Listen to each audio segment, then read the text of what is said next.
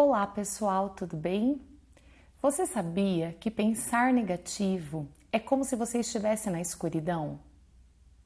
E aí, se a gente pensa que estamos na escuridão, qual seria então a luz?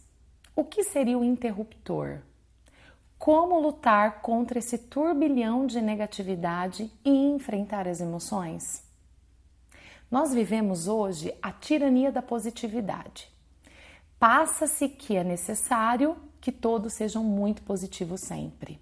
E aí a gente tem a falsa ideia de que nós temos que colocar a positividade rapidamente sobre a negatividade e que nós não podemos de jeito nenhum pensar de maneira negativa.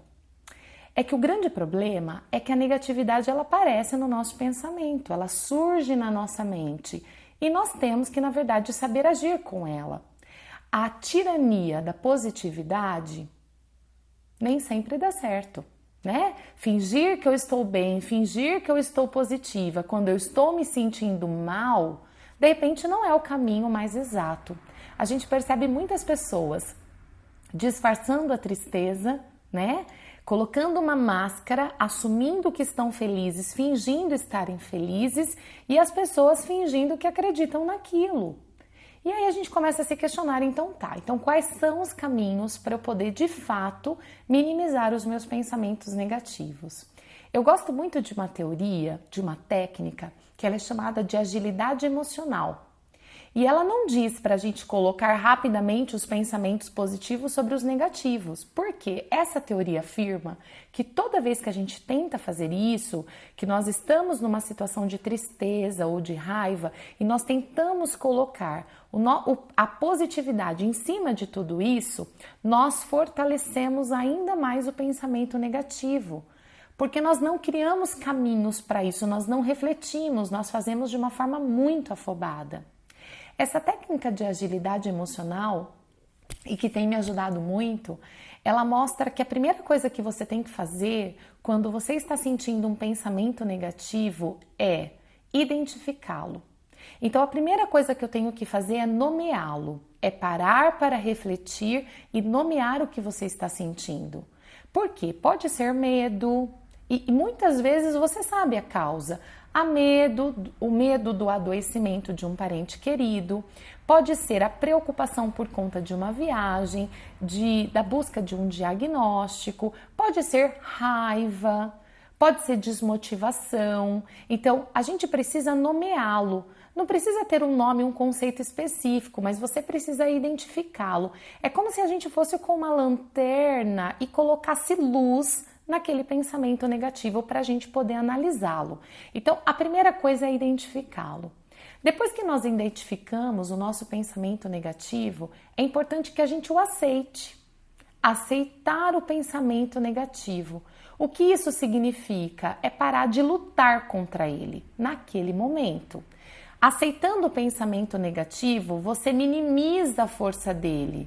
Por quê? Tudo bem. Então vamos supor que eu me senti raivosa. Eu aceito que eu estou com raiva naquele momento. Eu vou tentar dar um exemplo um pouco diferente dessa realidade para que vocês entendam. Vamos supor que eu tenho um filho com problema de aprendizagem. Ele só vai ter toda a produção e ele só vai conseguir caminhar se houver aceitação. Então, eu aceito as dificuldades que meu filho apresenta para que assim eu busque os profissionais que possam fazer com que ele progrida. A aceitação gera transformação. Muitas vezes, mais importante que a superação é a aceitação. É a aceitação da minha condição. Então, depois que eu identifico e eu nomeei, eu aceitei. Na medida em que eu aceito, eu já minimizo a força desse pensamento negativo. Num terceiro momento, eu tiro esse pensamento de dentro de mim e coloco como se fosse numa outra pessoa. Não que seja uma pessoa que eu conheço. Imagina esse pensamento indo num corpo. E você começa a questionar e tentar ajudar essa pessoa. Você começa a dar conselhos para ela, você começa a enxergar quais são as consequências daquele pensamento, não só para o emocional, mas para o físico daquela pessoa. E você começa a questionar. Vamos supor que a pessoa esteja ansiosa. Ela tira aquela ansiedade e coloca em outro corpo. Aí ela começa a perceber que aquela ansiedade é infundada, que essa pessoa não vai poder controlar o seu futuro, quais são os problemas físicos que essa pessoa tem gerado nela por conta da ansiedade. A partir daí, você já está gerenciando os seus pensamentos negativos. E por último, você começa a agir de acordo com os seus valores.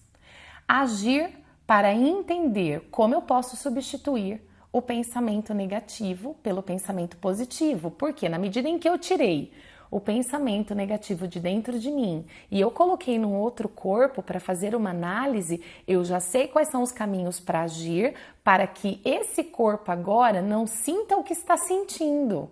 Então eu vou dizer não, relaxe, tenha contato com a natureza, pare para pensar e focar no seu futuro, viva o presente, olhe as pessoas que você tem, olhe o legado que você quer deixar. Vamos focar na sua missão? Você começa a agir e na medida em que você começa a agir, você começa a transformar todos os seus pensamentos, né?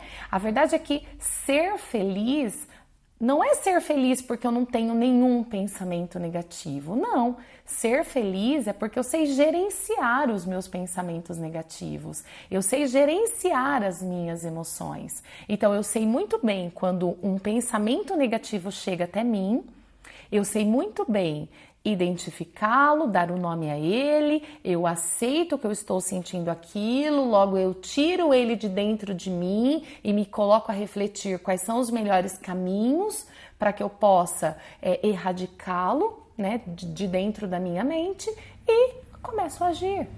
Então a gente começa a perceber que o caminho é muito fácil. Então ser feliz é você saber gerenciar todas essas emoções, tanto as boas quanto as emoções ruins.